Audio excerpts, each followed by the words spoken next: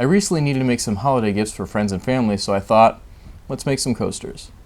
Then I thought, let's make 100 coasters. That way, I get to use the word HECTOCOASTER. Plus, any extras I can sell online on my Etsy shop, so if you want one of these for yourself, click on the link below in the description and head on over there. Alright, let's get things fired up in my freezing cold Chicago workshop and start building. Face grain coasters are some of the simplest things to make, but the challenge comes in being efficient when making a whole lot of them at once. Being smart about how you parallelize tasks can save a few minutes here and there on small projects, but amounts to hours on big tasks like this. When you're selling what you make, saving time in the construction process and reducing the amount of scraps you generate translates directly into more money in your pocket. Throughout this video, I'll share the tips and tricks that I use to build these coasters in the most efficient way possible. My local hardwood supplier sells 1-foot long boards of different exotic woods for a few bucks each. I picked up some mahogany, purple heart, and padauk from the store that I'll use mostly as accent colors. I also picked up some longer boards of walnut, oak, and maple that I'll use for most of the surface of the coasters. In total, I spent about $100 on all the wood in this project. After jointing one face and one edge of all the boards, I can cut the longer boards down into 1-foot lengths on my miter saw. Meanwhile, I can start laying out the boards to get a feel for the different colors and start thinking about how to fit them together. With 1-foot long boards, I can make 2 cuts in each and get 3 lengths of 3 3/4 inches, accounting for the 1/8 inch saw curve. That'll be the final dimension of the coasters.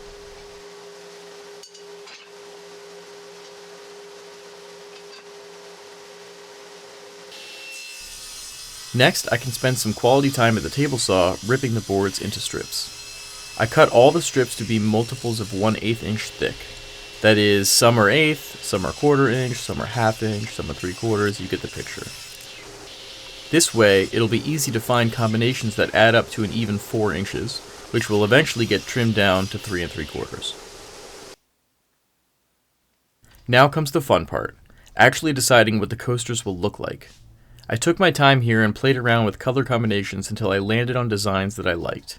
I made some symmetric and some asymmetric. In the end, I ended up with 18 distinct combinations. Each of these will turn into 6 coasters once they're resawed in half and chopped into thirds. 18 times 2 times 3 is 108, which is technically 1.08 hectocoasters.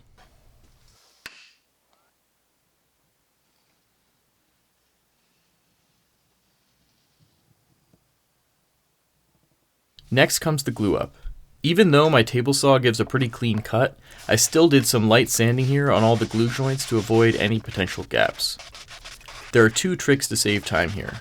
First, use just enough glue to get a very small amount of squeeze out to avoid wasting time cleaning up a mess. This takes some practice, but by the 3rd or 4th batch of boards, I was a pro.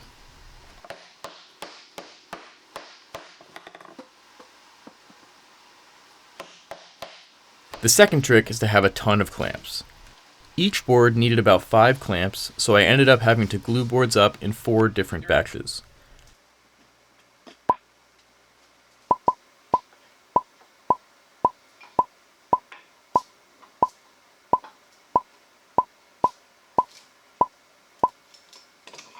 My dream in life is to one day own a HECTOCLAMP.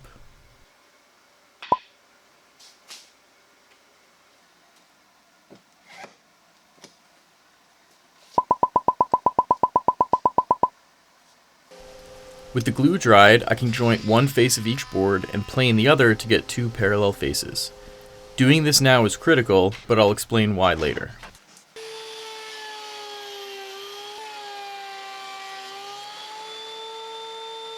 The next step is resawing, which would be easy if I had a decently powerful and precise bandsaw. But I don't. Do not buy a Harbor Freight 14-inch bandsaw. Seriously. Using a thin curved blade, I resawed as much as possible on my table saw. I used a feather board and took 2 passes for each board with the blade at a low height, then raised the blade and took 2 more. Make sure to always keep the same face of the board against the fence, and you'll be sure the blade lines up for each pass. This is a pretty intimidating cut, so don't try this at home unless you're confident. I've actually upgraded my bandsaw since I shot this video, in part so I don't have to make cuts like this anymore.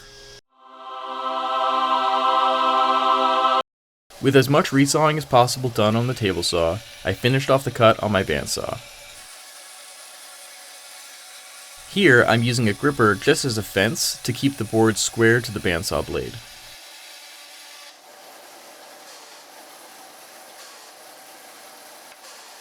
Since the resawing leaves a rough surface, I can take light passes on my planer to clean it up. This is why it was important to joint and plane the board before resawing, so the outer faces can be used now as a flat reference surface in the planer.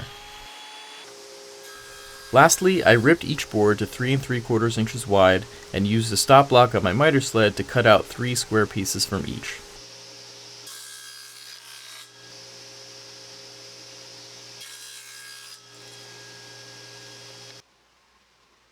Phew, that's a lot of coasters.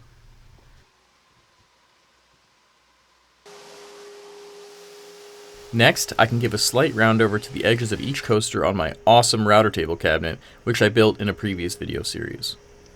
While rounding over the edge grain is easy, the end grain requires some caution to avoid chip out at the corners. This is the kind of pro tip you pick up after rounding over 864 total edges.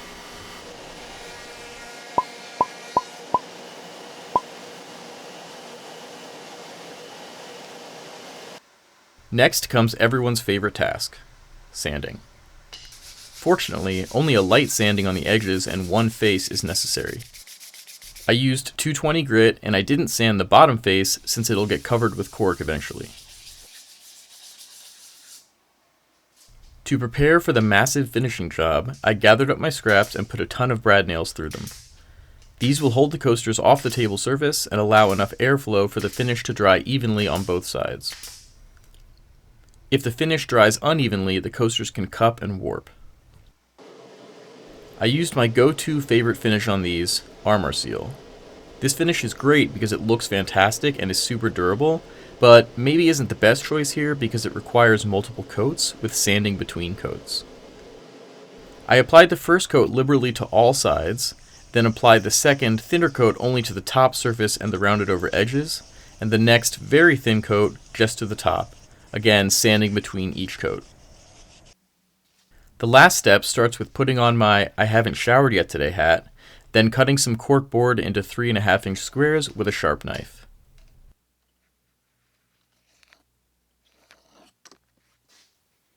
To stick them to the bottom of each coaster, I first tried wood glue, which worked well, but was a pain in the ass to apply and clean up. I ended up using spray adhesive, which is much faster and works surprisingly well.